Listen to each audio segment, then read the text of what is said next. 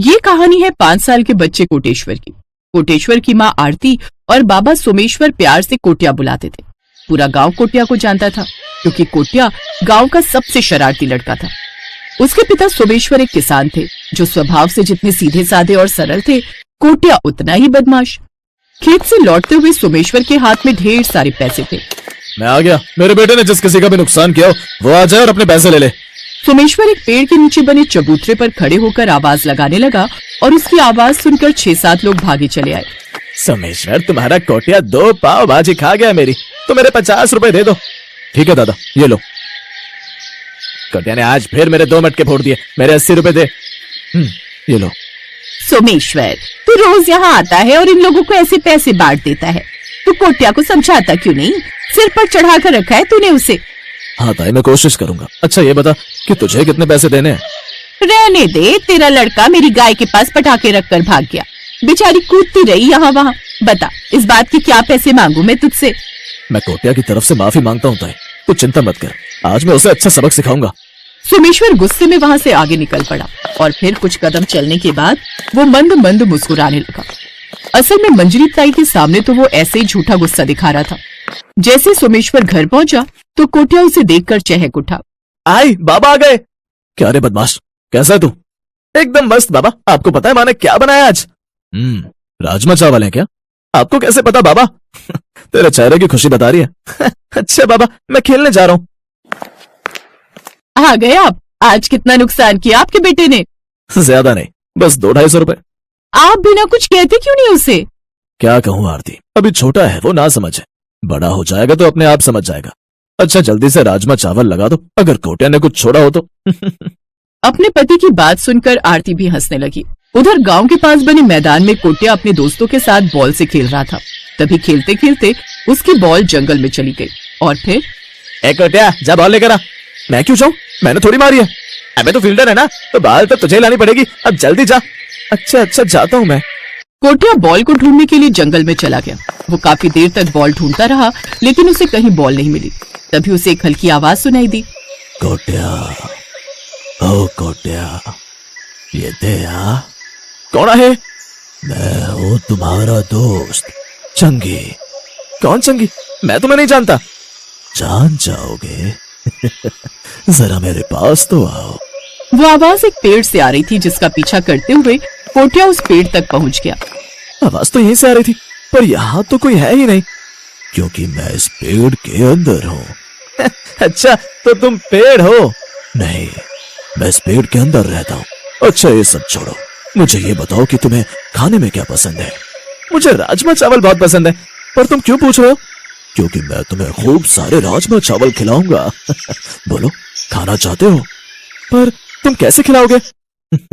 तुम बस इस पेड़ को हाथ लगाओ और 3 बार कहो, चंगी आजा। ठीक है, चंगी आजा, चंगी आजा, चंगी आजा। फिर अगले ही पल पेड़ से एक तेज रोशनी निकली और चंगी भूत सीधे कोटिया के शरीर के अंदर समा गया। कोटिया की आंखें लाल हो गई और फिर वो मुस्कुराता हुआ घर की तरफ बढ़ने लगा। कितने सालों बाद आज बाहर निकला हूँ, मुझे भूख लगी है। मला भूख लग लिया है। कोटिया के हाव भाव बदल गए थे। वो पागलों की तरह खाना ढूंढ रहा था। तभी उसे एक दुकान से आवाज आई। आ जाओ, गर्मा गर्म राजमा चावल खा लो। राजमा चावल मुझे खाना है, मुझे खाना है। आओ बैठो कोटिया। ए छोटे, 1 प्लेट राजमा चावल लगा रे। इस बात को 2 मिनट भी नहीं हुए थे कि तभी कोटिया ने फिर से आवाज लगाई। खत्म हो गया, और चाहिए। अरे वाह, इतनी जल्दी खा लिया। ए छोटे, 1 प्लेट दे दे इसको। कोटिया ने पूरी प्लेट एक बार में उठाई और एक बार में ही सब कुछ निकल गया और फिर मला दिखा गया है। लगता है आज कोटिया बहुत भूखा है। और लगा दे भाई 1 प्लेट, पैसे तो इसके बाप ने दे ही देने हैं। एक एक करके कोटिया राजमा चावल खाता रहा और जब उसने राजमा चावल की पूरी 100 प्लेटें खाली कर दी तब हे भगवान, कोटिया कितनी भूख लगी थी रे तुझे? मेरा पूरा भगोना खाली कर दिया तूने। मैं जा रहा हूँ, कल फिर आऊंगा। कोटिया के जाने के थोड़ी देर बाद उसका बाबा सोमेश्वर रोज की तरह फिर से चबूतरे पर खड़ा हो गया। इस बार लाला सबसे पहले भाग कर आया और उसे सारी बात बताई। लाला, मैं सीधा आदमी, उसका मतलब ये नहीं कि तुम कुछ भी कहोगे और मैं मान लूंगा। 5 साल का बच्चा 100 प्लेट राजमा चावल भला कैसे खा सकता है? नहीं तो मैं भी हैरान हूँ भाई, पर ये सच है और तुम्हें मेरे पैसे तो देने पड़ेंगे।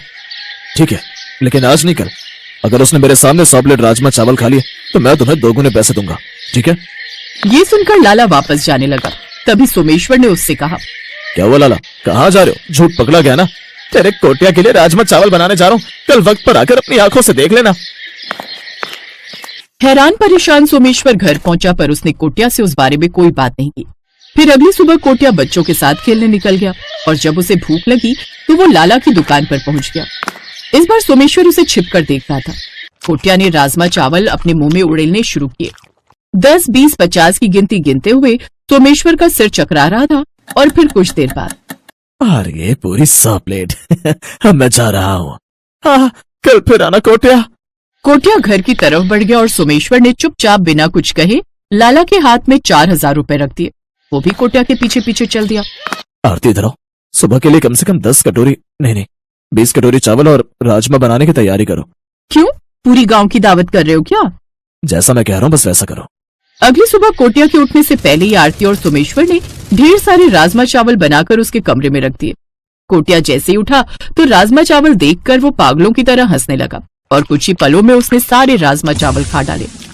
खिड़की से ये सारा नजारा देखकर आरती और सोमेश्वर की हालत खराब थी। वो 3 दिन से ऐसा ही कर रहे हैं, हमें आई माता के पास जाना ही होगा। हाँ सही कह रहे हो आप, जल्दी चलो। दोनों पति पत्नी कोटिया को लेकर बगल के गांव में रहने वाली एक बड़ी तांत्रिक के पास पहुंचे। वो बुढ़िया तांत्रिक हमेशा काले कपड़ों में रहती थी। लोग उसे आई माता कहते थे। मैं जानती हूँ तुम क्यों आए हो। चंगी राजमा चावल खाएगा? हाँ हाँ। इसके लिए 1 प्लेट राजमा चावल लेकर आओ। आई माता का चेला 1 प्लेट राजमा चावल लेकर आया, जिसे देखते ही कोटिया के मुंह में पानी आ गया। उसने झट से राजमा चावल खा डाले, लेकिन अगले ही पल कोटिया चीखने लगा और पागलों की तरह हरकत करने लगा। तभी एक तेज रोशनी हुई और कोटिया उल्टियों पर उल्टियां करने लगा। इस पर एक भूत का साया था। चंगी नाम था उसका। बहुत बदमाश भूत था वो। मैंने जो राजमा चावल उसको खिलाए उसमें तंत्र की हुई भस्म मिली हुई थी। अब चंगी फिर उसी पेड़ में कैद हो गया है जहाँ से वो आया था और तुम्हारा कोटिया बिल्कुल ठीक है। आई माता के चरण स्पर्श कर सभी लोगों ने उन्हें धन्यवाद दिया और फिर अगले दिन, ए छोटे कोटिया आया है, राजमा चावल निकाल रहे।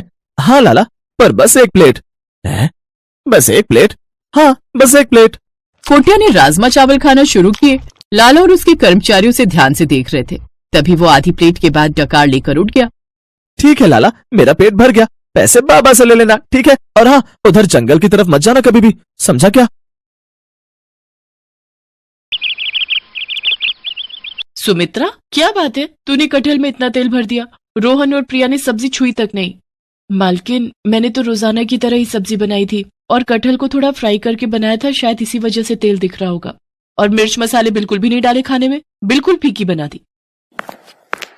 ओ सुमित्रा, बात सुन, इसकी बातों को मत सुना कर। तेरे हाथ की सब्जियां बहुत स्वादिष्ट होती हैं। अभी बहू को पका पकाया मिल जाता है ना, इसीलिए उसे काम वालियों की कदर नहीं। जिस दिन तू कभी ना आए, एक फुल्का बनाने भी रसोई में नहीं घुसती। सब खाना बाजार से ऑर्डर होता है। अच्छा सुन, भिंडी की सब्जी रखी है। कल रात ये सब खाना खाने होटल चले गए, किसी ने सब्जी छुई तक नहीं। वैसे क्या बात है, तू थोड़ी परेशान लग रही है। अब तेरे आदमी की तबीयत कैसी है?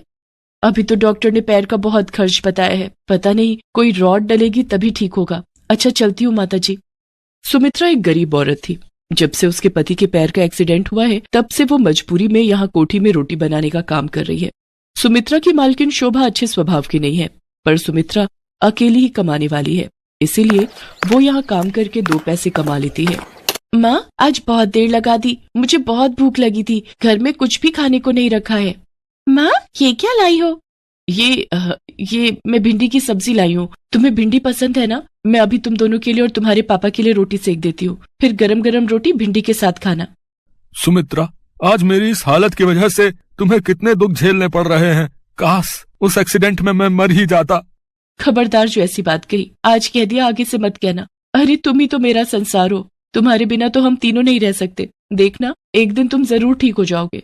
सुमित्रा बहुत हिम्मत वाली थी। वो अपने पति को हमेशा हिम्मत देती रहती थी, पर एक दिन सुमित्रा की हिम्मत खुद ही टूट गई जब उसकी मालकिन ने अचानक से उसे नौकरी से निकाल दिया। पर मालकिन, कोई कमी है तो वो बता दो, मैं वो दूर कर दूंगी। ऐसे अचानक से आप मुझे नौकरी से निकाल दो कि मेरे पास कोई और घर भी नहीं है काम करने का। मेरा बहुत नुकसान हो जाएगा मालकिन।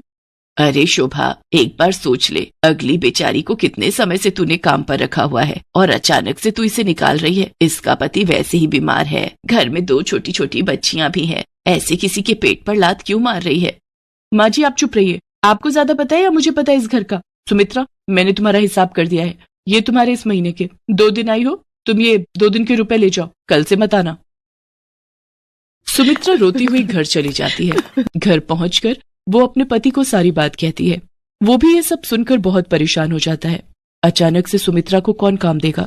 हर कोई एकदम से विश्वास भी नहीं करता, और वो भी एक रोटी बनाने वाली पर। सुमित्रा शाम का खाना बना रही थी कि तभी उसके दरवाजे पर खटखट होती है। अरे माताजी आप, और इस समय? आइए, अंदर आइए। सुमित्रा, आज सुबह शोभा ने जो भी किया उस बात से मुझे बहुत ठेस पहुंची है। मैं मंदिर के लिए निकली थी, पर मेरा मन मंदिर में भी नहीं टिक रहा था, इसलिए मैं तुमसे मिलने चली आई। मैं शोभा को तो नहीं सुधार सकती, पर मैं तुम्हें एक सलाह देना चाहती हूँ, अगर तुम मानो तो। जी बोलिए माताजी। सुमित्रा, ये 10,000 रुपए रख ले और इनसे खुद का कोई खाने का ठेला लगा ले। वैसे तू छोले भटूरे बहुत ही अच्छे बनाती है, अगर तू चाहे तो छोले भटूरे का ठेला शुरू कर सकती है। आजकल लोग छोले भटूरे खाना बहुत पसंद करते हैं, और आगे सर्दियों के दिन भी आ रहे हैं, तो तेरी अच्छी खासी बिक्री शुरू हो जाएगी। पर माताजी, आप मुझे इतने सारे पैसे दे रही हो, मुझे अच्छा नहीं लग रहा। सुमित्रा, ये पैसे मेरे खुद के हैं, मैंने जोड़े हुए थे, और फिर इन रुपयों की मेरे से ज्यादा तुझे जरूरत है। अब तू देर मत कर, इन रुपयों से जल्दी से छोले भटूरे का ठेला शुरू कर दे, फिर मैं गरम गरम छोले भटूरे खाने आऊंगी। उन रुपयों को देखकर सुमित्रा के मन में हिम्मत जाग जाती है, और वो माताजी को दिल से शुक्रिया करती है।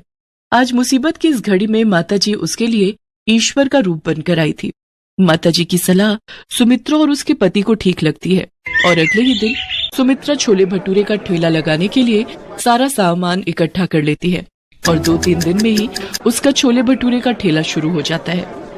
पहले तो कभी नहीं देखा, लगता है बाजार में ये छोले भटूरे वाली नहीं आई है। भैया, बहुत ही स्वादिष्ट छोले भटूरे बनाती है, साथ में प्याज, चटनी, अचार और बूंदी का रायता भी 1 प्लेट खाई थी कल मैंने। भैया सचमुच आनंद आ गया, बता रहे। अच्छा एक काम करते हैं, 1 प्लेट खा लेते हैं चलकर, गरम गरम है, मजा आ जाएगा। 2 प्लेट छोले भटूरे देना और प्याज और अचार ज्यादा कर देना। ठीक है, अभी देती हूँ। आप दोनों के लिए भैया जी। हमें भी 1-1 प्लेट छोले भटूरे लगा दो, भटूरे थोड़े करारे देना है। सुमित्रा का छोले भटूरे का ठेला चल पड़ता है, उसमें नया आत्मविश्वास पैदा होता है। धीरे धीरे वो छोले भटूरे के ठेले से अच्छे पैसे कमाने लगती है, और एक छोटी दुकान किराए पर ले लेती है। अब सुमित्रा की छोले भटूरे की दुकान थी, उसके साथ साथ गाजर का हलवा, मूंग की दाल का हलवा, गुलाब जामुन और कुछ मिठाइयां भी बेचनी शुरू कर दी थी। सुमित्रा ने काफी अच्छे पैसे कमा लिए थे। एक दिन वो माताजी से मिलने गई।